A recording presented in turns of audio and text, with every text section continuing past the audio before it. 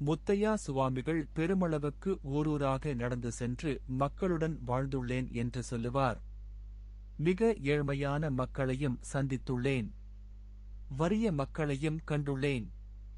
பணக்காரர்களையும் கண்டுள்ளேன். பெரிய உத்தியோகத்தர்களையும் கண்டுள்ளேன். மிகச்சிறிய கூலி வேலை செய்கிறவர்களையும் சந்தித்துள்ளேன். குடிகாரர்களுடனும் பேசியிருக்கின்றேன்.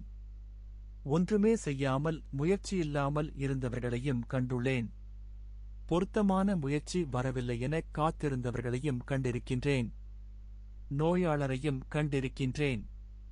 சுகதேகிகளையும் கண்டிருக்கின்றேன். இவ்வாறு மனிதரில் பல ரகம் உள்ளார்கள்.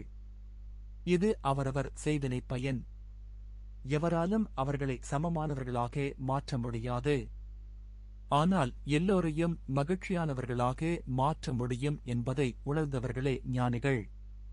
பொருளியல் அறிஞர்கள் நினைப்பது போல பொருளாதார ரீதியாக சமத்துவமானவர்களாக மாற்ற முடியாது. அவர்களும் ஞானக்கண் திறந்த ஞானிகள் நினைப்பது போலவே எல்லோரும் மகிழ்ச்சியாக வாழ வழிவகுக்க முடியும். மனிதருக்கிடையிலான இந்த வேறுபாடுகள் உடல் ரீதியாகவும் மனரீதியாகவும் இருக்கும். இவற்றுக்கெல்லாம் மருந்து உள்ளது. மக்களுக்கிடையில் வேறுபாடு எவ்வாறு இருந்த போதிலும் மகிழ்ச்சியான திருப்தியான சுகமான இன்பமான வாழ்வை மட்டும் எல்லோரும் அனுபவிக்க அவரவர் வளர்த்து சேர்த்து கொள்ளும் அறிவினால் சாத்தியமாகும் என்று முத்தையா சுவாமிகள் சொன்னார். நான் சந்தித்த எல்லோருக்கும் ஒரே சமமான தேவை காணப்பட்டது. எவ்வாறு நான் முன்னேறுவது? என் நோய் நீங்கென்ன செய்ய வேண்டும்? என் கவலையையப போக்க என்ன செய்ய வேண்டும்? என் வறுமை நீங்க என்ன செய்ய வேண்டும்? என் தொழிலில் முன்னேற என்ன செய்ய வேண்டும்? நான் வெற்றி பெற என்ன செய்ய வேண்டும்? நான் சாதனை படைக்க என்ன செய்ய வேண்டும்? நான் மற்றவர்களால் விரும்பப்பட என்ன செய்ய வேண்டும் என்பது போன்ற தேவைகளுடன் இருப்பதையே என்னால் இனங்காண முடிந்தது. மொத்தத்தில் எல்லோருடைய தேவையும் ஒரே விதமானவையே. இன்று நனநடதாக இருப்பதைப் போல நாளையும் எதிர்காலத்திலும் நன்றாக முன்றே முடியும் என்பதுதான் அந்த தேவை. அது முடியாததல்ல. எல்லோரையும் பொருளாதார ரீதியாக அவர்கள் எல்லோரையும் சமமாக்க முடியாத போதும் எல்லோரையும் நல்லெண்ணம் கொண்டவர்களாக மாற்றி நல்லவர்களாக வல்லவர்களாக மகிழ்ச்சியுடன் வாழ்கிறவர்களாக மாற்ற முடியும் என முத்தையா சுவாமிகள் சொன்னார். இதற்கு ஒரு பிரதானமான மருந்து அதிகாலை 4:30 மணிக்கு முன்னர் நித்திரை விட்டெழுவதுதான் என்று முத்தையா சுவாமிகள் சொன்னார். காலையில் எழுந்தபோது இருக்கின்ற உற்சாகமும் மனநிலையும் மாலையில் இருப்பதில்லை, சோர்வு காணப்படும். கூலி வேலை செய்யும் நபர்கள் மாலையில் சாராயம் கூட குடிப்பார்கள். ஆனால் அடுத்த நாள் அதிகாலையில் அதே உசார் வந்துவிடும். அந்த அதிகாலையில் நேற்றை விட இன்றைய நாள் எனக்கு நன்றாக அமைய வேண்டும், அமையும் என்ற நம்பிக்கை உனக்கு ஏற்பட வேண்டும். நேற்றை விட இன்று உன் எண்ணங்கள் நல்லதாக இருந்தால் மட்டுமே உன் செயல்கள் நல்லதாக இருக்கும். மனைவி மக்களுக்காக மாலையில் சோர்வாக இருந்தாலும் சாராயம் குடிக்கக்கூடாதென்ற நல்லெண்ணத்தை அதிகாலையிலேயே ஏற்படுத்திக் கொண்டால் நாளை உன் நாள் இன்றை விட நல்லதாக அமையும். நீர் அதிகாலையில் கடவுளை வணங்காது விட்டாலும் பரவாயில்லை. அதிகாலையில் நீர் எடுத்த நல்லெண்ண தீர்மானமே கடவுள் வணக்கத்துக்கு சமமாகின்றது. கடவுள் வணக்கம் என்பதும் தியானம் என்பதும் நல்லெண்ணத்தை தன்னுள் வளர்த்துக் கொள்ளுதலே ஆகிறது. கடவுள் எங்கே இருக்கிறார் என்று கேட்கின்ற நல்லெண்ணங்கொண்டு நல்ல செயல்களை மட்டும் செய்கின்ற நாஸ்திகர் என்று சொல்லப்படுகிறவர் கூட துறவிகளையும் விடக் குறைவானவர்கள் என்று நான் கருதவில்லை. அவர்கள் நல்லவர்களா கெட்டவர்களா என்பதை கடவுளே நிச்சயிப்பார். ஒன்று மட்டும் உண்மை, எல்லோரும் முன்னேற்றத்தை விரும்புகிறார்கள். நான் அவரவர் வேறுபாடுகளுக்கமைவாக அவர்களுடன் பேசுவேன். முன்னேற விரும்புகிறவர்கள் எவராக இருந்தாலும் முக்கியமானது உற்சாகமும் நம்பிக்கையும். அவரவர் ஆற்றலுக்கும் தகுதிக்கும் ஏற்ப அடைய எதிர்பார்க்கும் இலக்கை நிச்சயிக்க வேண்டும். நல்லெண்ணத்துடன் அந்த இலக்கை நோக்கி முன்னேற வேண்டும். அந்த இலக்கை அடைய அவசரப்படக்கூடாது. மெதுமெதுவான முன்னேற்றமே நிலைத்து நிற்பது. போதிய பணம் இருக்கிறதென்பதற்காக இன்னும் பெரிய செல்வந்தராக வேண்டுமென்ற எண்ணம் இருந்தால் அது பிழையில்லை. அதற்காக தனக்கு இப்போது நிர்வகிக்கும் ஆற்றல் இல்லாத முயற்சியை ஆரம்பித்து அல்லது போதை மருந்து விற்றல், கள்ளக்கடத்தல் செய்தல், இலஞ்சம் பெறல் போன்ற அவசர முயற்சிகள் முன்னேற்றத்துக்கு பதிலாக பின்னிறக்கத்தை கொடுத்துவிடும். நல்லெண்ணமே அறம். அதுவே கடவுள். நல்லெண்ணத்தில் நம்பிக்கையில்லாமல் தொடங்கப்பட்ட அவசர முயற்சி அச்சத்தையும் பயத்தையும் பின்னிறக்கத்தையும் கொடுக்க முடியும். மெதுமெதுவாக ஏற்படும் முன்னேற்றம் எறும்போரக் கல்குழியும் என்பது போன்றது. சிறிய வெற்றியை பெரிதா நினைக்கும் மனநிலை வரவேண்டும். அந்த முன்னேற்ற பாதையில் தோல்வியில் கூட துவண்டுவிடாத மனநிலை உருவாகும். முன்னேற்றம் என்னும் இலக்கை நோக்கிச் செல்கிறவன் தோல்வியைக் கண்டு அஞ்சுவதில்லை. தோல்விக்கான காரணங்களைக் கண்டு தன்னை திருத்தி முன்னேறுவான். தோல்விகளே மனித மனத்தை பக்குவப்படுத்தும், வலுப்படுத்தும் தடைக்கல்கள். அதனைத் தாண்டும் மனநிலை முக்கியமானது. உலகில் புகழ்பெற்ற, பிரசித்தி பெற்ற முயற்சியாளர்களும் நாட்டுத் தலைவர்களும் கண்டுபிடிப்பாளர்களும் தோல்வி என்னும் ஏராளமான தடைக்கற்களை தாண்டி வந்தவர்களே. தோல்வியைக் கண்டு முயற்சியைக் கைவிட்ட திறமைசாலிகளும் முயற்சியாளர்களும் அதிகமாகும். அவர்களால் சாதனை படைக்க முடியாது. தோல்வியைக் கண்டு சோர்ந்து போவதும், அடுத்து என்ன செய்வது என்று தெரியாமல் மனம் குழம்பிப் போவதும் முன்னேற்றத்துக்குத் தடையாகும். நீர் நல்ல எண்ணத்துடனேயே முடிவெடுத்தீர். தோல்விக்குப் பின் நீர் முன்னெடுத்து முடிவை திருத்திக் கொள்ள வேண்டும். தோல்வி என்பது சரியான முடிவெடுக்க உன்னை பழக்குதலேயாகும். சரியான நல்ல முடிவெடுத்தலே முக்கியமானது. எடுத்த முடிவை வெற்றிகரமாக்க எவ்வளவு முயற்சி செய்தோம் என்பது அதனைவிட முக்கியமானது. கடினமான உழைப்புதான் எனது ஒரு முடிவையும் வெற்றிகரமாக்கும். என் முடிவுதான் என்னை தோல்வியடையச் செய்தது என்று நம்பிக்கை இழத்தல் கூடாது. தோற்பதற்கு பயப்படாமல் தொடர்ந்து முயற்சி செய். நல்ல எண்ணத்துடன் நீர் எடுக்கும் தீர்மானமும் நல்லெண்ணத்துடன் நீர் செய்யும் முயற்சியும் உன்னை கைவிடாது. அதற்காகவே கடவுள் உனக்கு காவல் தெய்வமாக இருக்கிறார் என்பதை திடமாக நம்பு. நாட்டின் பொருளாதாரத்திலும் செழிப்பும் மந்தமும் மாறி மாறி வரும். அதுவே பொருளாதார வளர்ச்சிப் பாதையை காட்டுகிறது. மந்தநிலை செழிப்பை ஏற்படுத்துவதற்கான புதிய வழியை தேட உதவுகிறது. முன்னேறுவதற்கான பல வாய்ப்புகள் உள்ளன. வாய்ப்பை பயன்படுத்திக் கொள்ள வேண்டும்.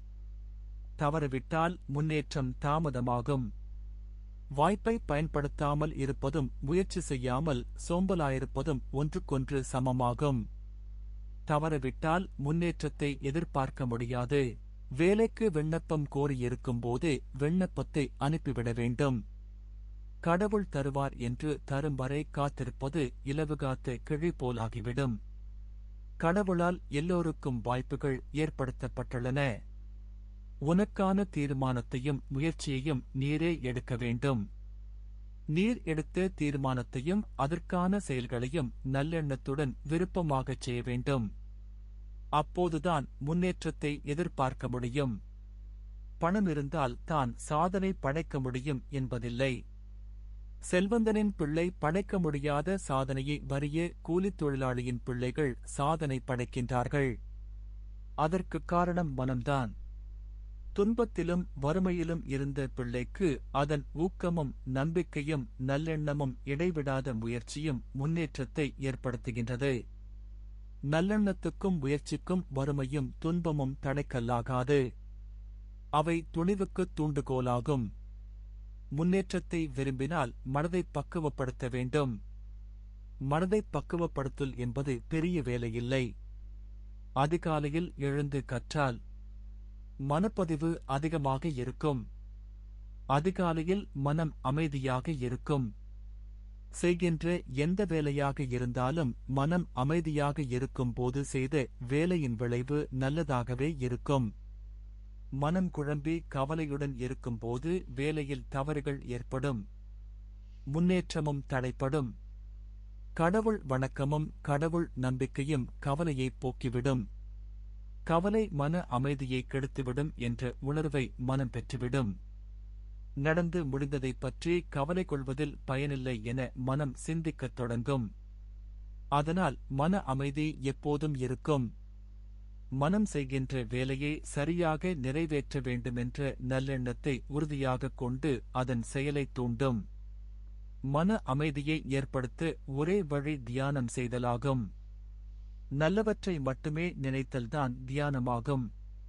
தியானத்தை இருந்தும் நடந்தும் கிடந்தும் வேலை செய்யும் போதும் செய்யலாம். காட்டிலே தனித்திருந்துதான் செய்யலாம் என்றில்லை. நல்ல எண்ணத்தை எப்போதும் வரவழைத்துக் கொள்ளலாம். அது மனதை பக்குவப்படுத்தும். பக்குவமான மனம் உடம்பை சுகப்படுத்தும். சுகமான உடம்பு நல்ல செயலை சரியாகச் செய்யும். தியானத்தில் மௌனம் இருக்கும். அப்போது காதுகளில் எவையும் கேட்காது. ஊனக்கண்கள் எதனையும் பார்க்காது. தன் இலக்கைத் தவிர்த்து வேறு எதனையும் பார்க்காது. கருமமே கண்ணாயிருக்கும். நல்லெண்ணம் ஒன்றை மட்டுமே மனம் உணரும். இந்த பயிற்சி மனதை கட்டுப்படுத்தும் ஆற்றலை ஏற்படுத்திவிடும். தோல்வியைக் கண்டு சோர்ந்து போவதும் அடுத்து என்ன செய்வது என்று தெரியாமல் மனம் குழம்பிப் போவதும் முன்னேற்றத்துக்குத் தடையாகும். நீர் நல்ல எண்ணத்துடனேயே முடிவெடுத்தீர். தோல்விக்குப் பின் நீர் முன்னர் எடுத்த முடிவை சரி செய்து மாற்றுதல் வேண்டும். தோல்வி என்பது சரியான முடிவெடுக்க உன்னை பழக்குதலேயாகும். சரியான நல்ல முடிவெடுத்தலே முக்கியமானது. எடுத்த முடிவை வெற்றிகரமாக்க எவ்வளவு முயற்சி செய்தோம் என்பது அதனைவிட முக்கியமானது. கடின உழைப்பு எந்த இத்தீர்மானத்தையும் வெற்றிகரமாக்கும். என் தீர்மானம் பிழையானது, எனக்கு தீர்மானம் எடுக்கத் தெரியாது என நம்பிக்கை இழத்தல் கூடாது. தோல்வியைக் கண்டு பயப்படாமல் தொடர்ந்து முயற்சி செய். நல்ல எண்ணத்துடன் நீர் எடுக்கும் எந்த தீர்மானமும் நல்லெண்ணத்துடன் நீர் செய்யும் முயற்சியும் உன்னை கைவிட்டு விடாது. தோல்வி உன்னை திருத்துவதற்காக கடவுள் தந்த பயிற்சி எனவும் கடவுள் உனக்கு காவல் தெய்வமாக இருக்கிறார் என்பதையும் திடமாக நம்பு. நாடுகளின் பொருளாதாரத்திலும் செழிப்பும் மந்தமும் மாறி மாறி வரும். அதுவே பொருளாதார வளர்ச்சிப் பாதையைக் காட்டுகிறது. மந்தநிலை செழிப்பை ஏற்படுத்துவதற்கான புதிய வழியைத் தேட உதவுகிறது. முன்னேறுவதற்கான பல வாய்ப்புகள் உள்ளன. வரும்போது வாய்ப்பை பயன்படுத்திக் கொள்ள வேண்டும். தவறவிட்டால் முன்னேற்றம் தாமதமாகும். வாய்ப்பை பயன்படுத்தாமல் இருப்பதும் முயற்சி செய்யாமல் சோம்பலாய் இருப்பதும் ஒன்றுக்கொன்று சமமாகும். தவறவிட்டால் முன்னேற்றத்தை எதிர்பார்க்க முடியாது. வேலைக்கு விண்ணப்பம் கோரியிருக்கும்போது விண்ணப்பத்தை அனுப்பிவிட வேண்டும். கடவுள் தருவார் என்று தரும் வரை காத்திருப்பது இலவு காத்த கிழி போலாகிவிடும். கடவுள் எல்லோருக்கும் வாய்ப்புகளை ஏற்படுத்தியுள்ளார். கடவுள் எதனையும் தரமாட்டார். உனக்கான தீர்மானத்தையும் முயற்சியையும் நீரே எடுக்க வேண்டும். நீர் எடுத்த தீர்மானத்தையும் அதற்கான செயல்களையும் நல்லெண்ணத்துடன் விருப்பமாகச் செய்ய வேண்டும். அப்போதுதான் முன்னேற்றத்தை எதிர்பார்க்க முடியும். பணம் இருந்தால் தான் சாதனை படைக்க முடியும் என்பதில்லை. செல்வந்தனின் பிள்ளை படைக்க முடியாத சாதனையை வறிய கூலித் தொழிலாளியின் பிள்ளைகள் படைக்கின்றார்கள். அதற்குக் காரணம் மனம்தான். துன்பத்திலும் வறுமையிலும் இருந்த பிள்ளைக்கு தன் ஊக்கம் நம்பிக்கையையும் நல்லெண்ணத்தையும் இடைவிடாத முயற்சியையும் முன்னேற்றத்தையும் ஏற்படுத்துகின்றது. நல்லெண்ணத்துக்கும் முயற்சிக்கும் வறுமையும் துன்பமும் தடைக்கல்லாகாது. அவை துணிவுக்குத் தூண்டுகோலாகும். முன்னேற்றத்தை விரும்பினால் மனதை பக்குவப்படுத்த வேண்டும். மனதை பக்குவப்படுத்தல் என்பது பெரிய வேலையில்லை. அதிகாலையில் எழுந்து கற்றால் மனப்பதிவு அதிகமாக இருக்கும். அதிகாலையில் மனம் அமைதியாக இருக்கும். அந்த நேரம் செய்கின்ற எந்த வேலையாக இருந்தாலும் செய்து வேலையின் விளைவு நல்லதாகவே இருக்கும். மனம் குழம்பி கவலையுடன் இருக்கும்போது வேலையில் தவறுகள் ஏற்படும். முன்னேற்றமும் தடைப்படும். கடவுள் வணக்கமும் கடவுள் நம்பிக்கையும் கவலையைப் போக்கிவிடும். கவலை மன அமைதியை கெடுத்துவிடும் என்ற உணர்வை மனம் பெற்றுவிடும். நடந்து முடிந்ததைப் பற்றி கவலை கொள்வதில் பயனில்லை என மனம் சிந்திக்கத் தொடங்கும். அதனால் மன அமைதி எப்போதும் இருக்கும். மனம் செய்கின்ற வேலையை சரியாக நிறைவேற்ற வேண்டுமென்ற நல்லெண்ணத்தை உறுதியாகக் கொண்டு செயலைத் தூண்டும். மன அமைதியை ஏற்படுத்த ஒரே வழி தியானம் செய்தலாகும்.